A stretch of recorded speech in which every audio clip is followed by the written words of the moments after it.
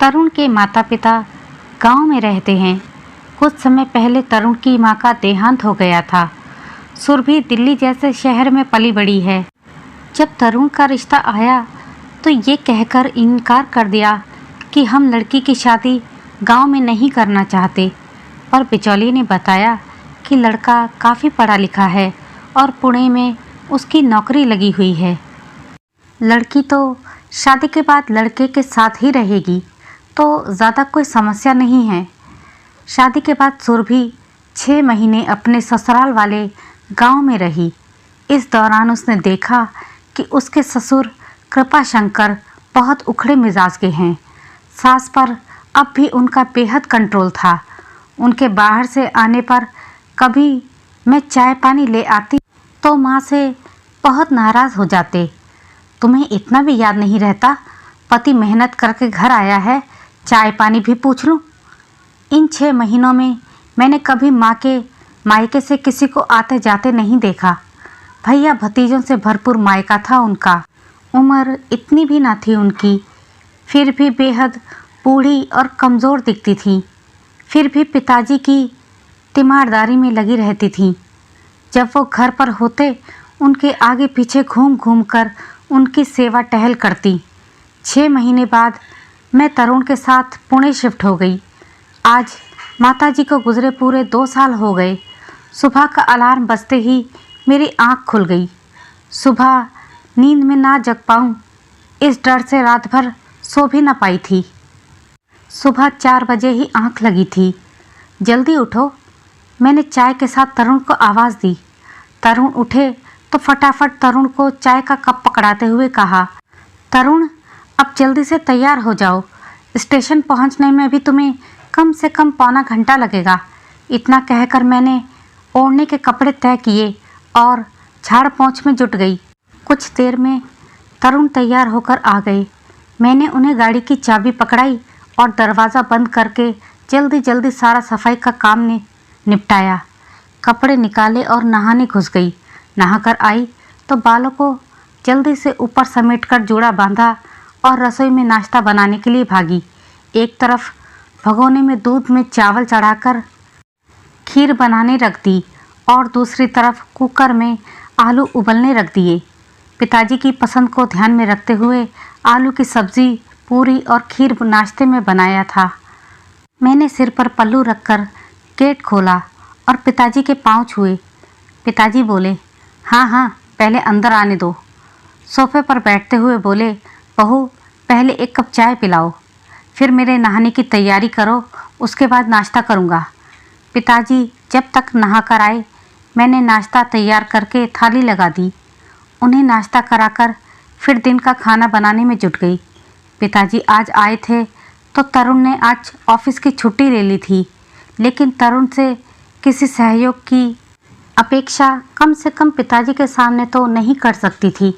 इधर मैं सुबह से बेहाल काम में जुटी थी और उधर सोफे पर बैठकर दोनों पिता पुत्र बचपन और गांव रिश्तेदारों के बारे में बात करते हुए खूब हंस रहे थे।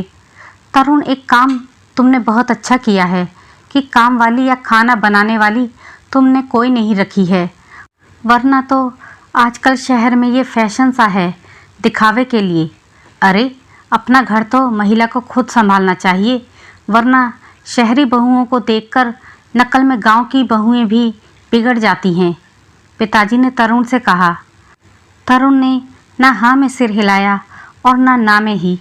कन्फ्यूज़न में एक धीमी सी करके रह गए, जबकि वो चाहते तो मेरी या एक काम वाली की प्रशंसा करके इस बात को रोक सकते थे। इससे पिताजी को और बल मिल गया। वो आगे बोले, आजकल की लड़कियां काम से बहुत जी चुराती हैं। तुम्हारी माँ जाने किस वक्त आराम करती थी, मुंह अंधेरे ही सारे काम और सबकी सेवा टहल शुरू। इतना बड़ा खानदान था हमारा, पर मजाल है कभी शिकायत सुनी हो उसके मुंह से।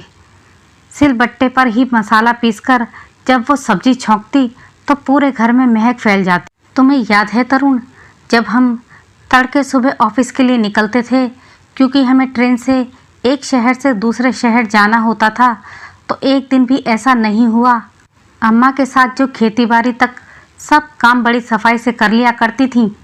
हम तो तुम्हारी अम्मा की वजह से हमेशा घर की जिम्मेदारी से मुक्त रहे बेटा। बड़े जीवट की औरत थी तुम्हारी माँ, और ऐसे ही तुम्हारी तीनों बुआओं ने अपना घर संभाल लिया अच्छे से। आजकल की लड़कियों के बस का कहाँ है। पिताजी बोले जा रहे थे। उनकी एक एक बात मेरे कानों तक पहुँच रही थी। वो ये सब मुझे सुनाने के लिए ही कह रहे थे। जिन बातों को वे तारीफ समझकर बखान कर रहे थे, वे बातें मेरे दिल दिमाग पर हथौड़े की तरह चोट मार रही थी।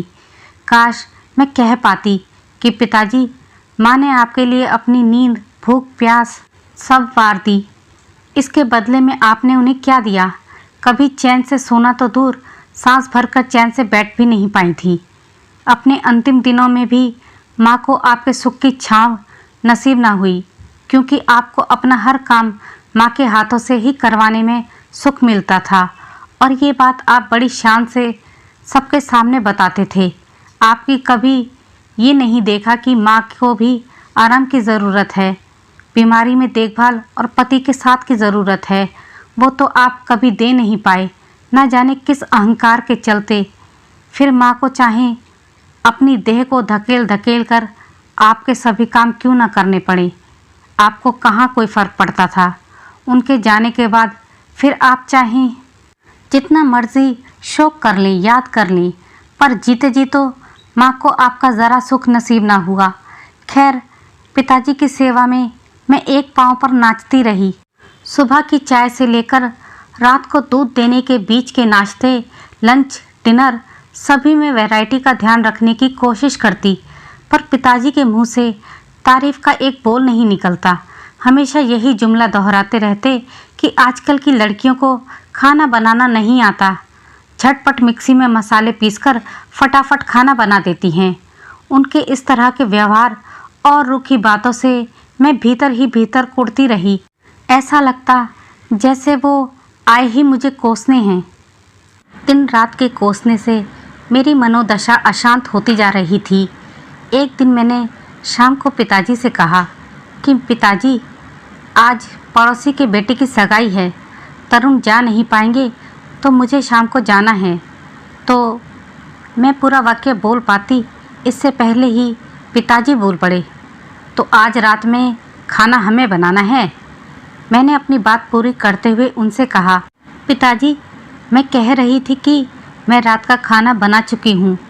खाना, प्लेट, कटोरी, गिलास, पानी सब मेज़ पर रख दूँगी। अगर मुझे देर हो और आपको भूख लगे तो आप खाना निकाल कर खा लीजिएगा। मेरी बात सुनकर पिताजी और तो नक्कर बोले कि हाँ हाँ, कुछ और काम हो तो वो भी बता दो, कर लूँगा। घर की बहू खाने के समय बाहर घूमेंगी और घर के मर्द खाना खुद परोसेंगे। एक व्यंग्यमयी हंसी में हंस दिए। उनकी हंसी में छिपा गुस्सा साफ साफ दिख गया मुझे। घूमने? मैं कहाँ घूमने जा रही हूँ? और मैं जितने अच्छे मन से तैयार हुई थी, उतने ही बुरे मन के साथ सोसाइटी के हॉल की तरफ पार्टी अटेंड करने चली गई। लौटकर आई तो तरुण भी घर आ चुके थे और खाना टेबल पर जैसे रख कर गई थी वैसे ही रखा था, और पिताजी अपने कमरे में लेटे थे। तरुण ने पिताजी को खाना खाने के लिए आवाज़ दी। पिताजी जब नहीं आए तो पिताजी की प्लेट लेकर उनके कमरे में ही चले गए, और काफ़ी मान मनव्वल के बाद पिता खाना खाने को तैयार हुए। सुरभि, प्लीज़ आगे से थोड़ा ध्यान रखना, तरुण ने किचन में प्लेट रखते हुए कहा। तो मैं बिना अपराध के अपराध बोध से भर गई। लेकिन तरुण, आस पड़ोस में जाना पड़ेगा ना? मेरी बात अनसुनी करते हुए तरुण किचन से निकल गए। सुबह से सुरभि का जी मचला रहा था, चक्कर से आ रहे थे। तरुण उसे लेकर एक लेडी डॉक्टर के पास गया। डॉक्टर ने चेकअप करने के बाद कहा कि आपकी रिपोर्ट पॉजिटिव है, आप प्रेग्नेंट हैं। आगे डॉक्टर ने मुझे और जतिन को समझाते हुए कहा कि इनको ब्लड क्लॉटिंग की समस्या के साथ खून की कमी है, इसीलिए आपको बहुत एहतियात रखना पड़ेगा, तभी बच्चा सरवाइव कर पाएगा। इंजेक्शन दे दिया है ताकि ब्लड क्लॉटिंग ना हो। शुरुआत के 3-4 महीने आपको काफ़ी आराम करना होगा। कोई भारी चीज़ नहीं उठानी है। खूब खुश रहिए और दवा के साथ पौष्टिक चीज़ें खाइए और अब अगले महीने दिखाने आइएगा। अगर इस दौरान कुछ समस्या लगे तो तुरंत आना है। इतने दिनों के बाद मैं बहुत खुश थी। तरुण भी खुश थे।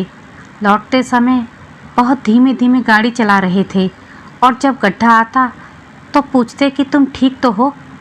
तरुण को अपनी परवाह करता देखकर मुझे बहुत अच्छा लग रहा था।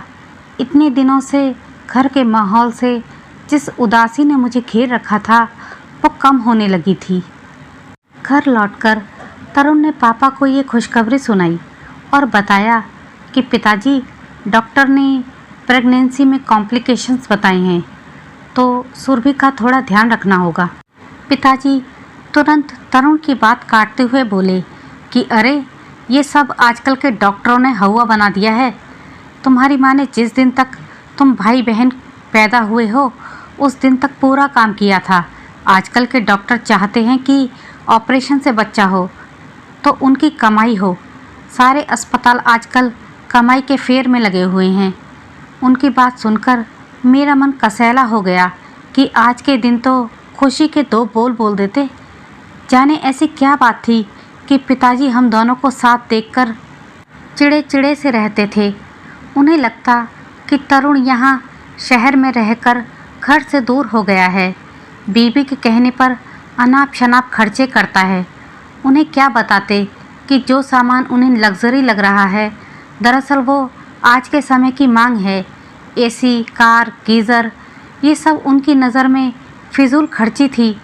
जो बेटा उनसे पूछे बिना कोई निर्णय नहीं लेता था वो बीबी के कहे में आकर दोनों हाथों से पैसा उड़ा रहा है, जबकि हम दोनों ही जानते थे कि बड़े शहर में रहने के लिए हमारी तनख्वाह को हम कैसे बजट बनाकर खर्च करते थे। उन्हें लगता मसाला सिल बटने पर